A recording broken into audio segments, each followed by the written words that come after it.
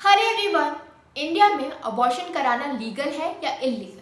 बहुत ज़्यादा कन्फ्यूजन है क्योंकि एक तरफ इंडियन पिनल कोड कहता है कि अबॉर्शन कराना इलीगल है, एक क्रिमिनल ऑफेंस है। दूसरी तरफ मेडिकल टर्मिनेशन ऑफ प्रेगनेंसी ये कहती है कि आप अबॉर्शन करा सकते हो अंडर सर्टेन सर्कमस्टांसेस। तो फिर क्या करेक्ट स्टेटस है अबॉर्शन का इंडिया में? करेक्ट स्टेटस ये है कि इंडिया में अबॉर्शन कराना लीगल है अंडर सर्टेन सर्कमस्टांसेस। तो वो सर्कमस्टांसेस क्या है? पहला तो ये कि अगर प्रेगनेंसी की वजह से वुमेन को या मदर को किसी भी तरीके का थ्रेट है या आगे चल के कोई भी प्रॉब्लम हो सकती है तो उस केस में अबॉर्शन कराया जा सकता है। दूसरी तरफ अगर फीटस के अंदर कोई एबनॉर्मलिटी है और इवन आफ्टर बर्थ वो एबनॉर्मलिटी परसिस्ट करेगी तो उस केस में भी अबॉर्शन कराया जा सकता है। कंक्लूजन क्या हुआ कि अबॉर्शन कराना लीगल है अंडर सर्टेन सर्कमस्टांसेस से, और ये अबॉर्शन जो है पिछले 50 साल से लीगल है इंडिया में after the enactment of medical termination of pregnancy act 1971। Now recently supreme court ने एक लैंडमार्क जजमेंट पास किया है जहां पे उन्होंने एक 25 ईयर ओल्ड अनमैरिड वुमेन को अपनी 24 वीक्स की प्रेगनेंसी को टर्मिनेट कराने का ऑर्डर दिया है। ये ऑर्डर उन्होंने खुद से नहीं दिया है, उन्होंने उसके अंदर कंसिडर किए हैं facts as well as the consideration given by the medical board. Medical board जिसके अंदर एम्स दिल्ली के डॉक्टर थे, उन्होंने अपनी रिपोर्ट में ये कहा कि इस प्रेगनेंसी को टर्मिनेट कराने से वुमेन की लाइफ को कोई खतरा नहीं है। तो उन्होंने ये रिपोर्ट कंसिडर की, साथ ही साथ उस वुमेन के सर्कमस्टांसेस को जो है कंसिडर किया और फिर उन्होंने ऑर्डर दिया कि ये प्रेगनेंसी टर्मिनेट कराई जा सकती है। और ये जजमेंट आया है in the case of X versus the principal secretary health and family welfare department. In today's video हम इसी केस के बारे में डिटेल में समझने वाले हैं, बट उससे पहले मैं आप सभी से रिक्वेस्ट करूंगी कि प्लीज़ ये वीडियो लास्ट तक देखिएगा ताकि आपको पूरे इनपुट्स मिल सके इस लैंडमार्क जजमेंट के बारे में। साथ ही साथ जो है आप मेरा प्रीवियस वीडियो देख सकते हैं जो कि है about the legality of the abortion in India, laws concerning abortion in India. So please do like, share and subscribe to my channel.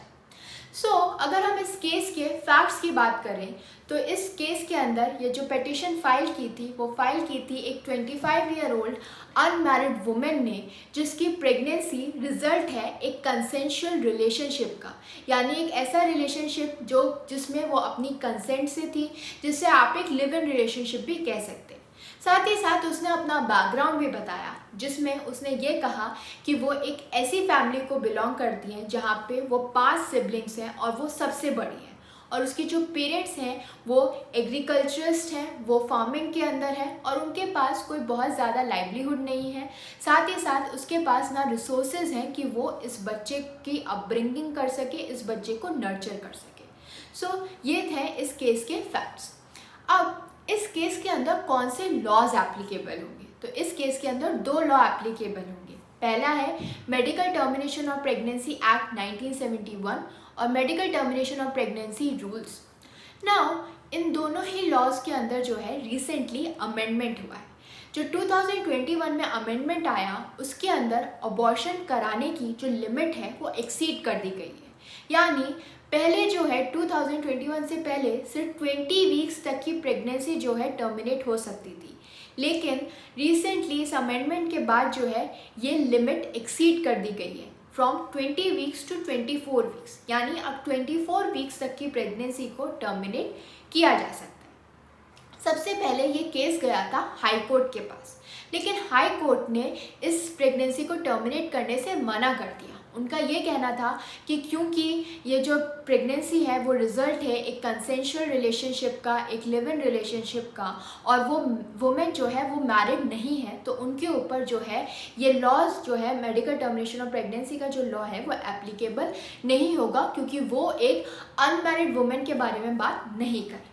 Finally जब ये केस गया सुप्रीम कोर्ट के पास, और इस केस को सुन रही थी the bench supreme court bench जो कंप्राइज थी by justices DY Chandrachud, AS Bopanna and justice Surya Kant, उनका ये कहना था कि सुप्रीम कोर्ट ने ये कहा कि हाई कोर्ट का जो ऑब्जर्वेशन है वो काफ़ी रिस्ट्रिक्टिव है। साथ ही साथ उन्होंने इंटरप्रेट किया rule 3 sub clause B of the medical termination of pregnancy rules, जहाँ पे बात हो रही है कि ये लॉ मैरिड वुमेन पे एप्लीकेबल है। साथ ही साथ अगर मैरिड वुमेन का मैरिटल स्टेटस चेंज हो जाता है, यानी वो डिवोर्सी हो जाती है या विडो हो जाती है, तो उस केस में भी ये लॉ उन पे एप्लीकेबल होगा। भले ही इस लॉ के अंदर, इस क्लॉज के अंदर कहीं पे भी अनमैरिड वुमेन का जिक्र नहीं है, लेकिन फिर भी सुप्रीम कोर्ट का कहना है कि हमें इंटेंट समझना होगा। हमें इंटेंट समझना होगा लेजिस्लेचर का कि उन्होंने किस इंटेंट से जो है वो ये लॉ बनाया है, ये लेजिस्लेचर बनाया है, ये अमेंडमेंट लाया है। सो अगर हम इंटेंट देखें तो इंटेंट ये है कि हम प्रेशराइज नहीं कर सकते एक वुमेन को कि वो एक अनवांटेड प्रेगनेंसी में रहे, उसके पास रिसोर्सेज नहीं है तब भी वो उस प्रेगनेंसी में रहे, कि just because she is not governed under the medical termination of pregnancy under the law, under that rule 3 sub clause B.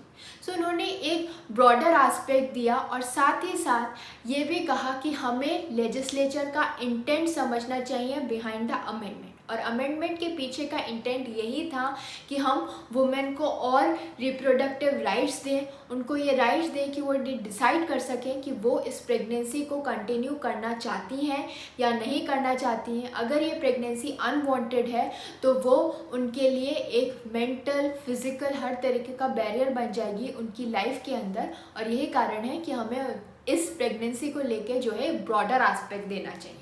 और यही कारण है कि उन्होंने जो है इस केस के अंदर अलाउ किया the termination of 24 weeks pregnancy. So now even unmarried women can terminate their pregnancy under the Medical Termination of Pregnancy Act, और इसलिए ये केस जो है एक लैंडमार्क जजमेंट बन जाता है।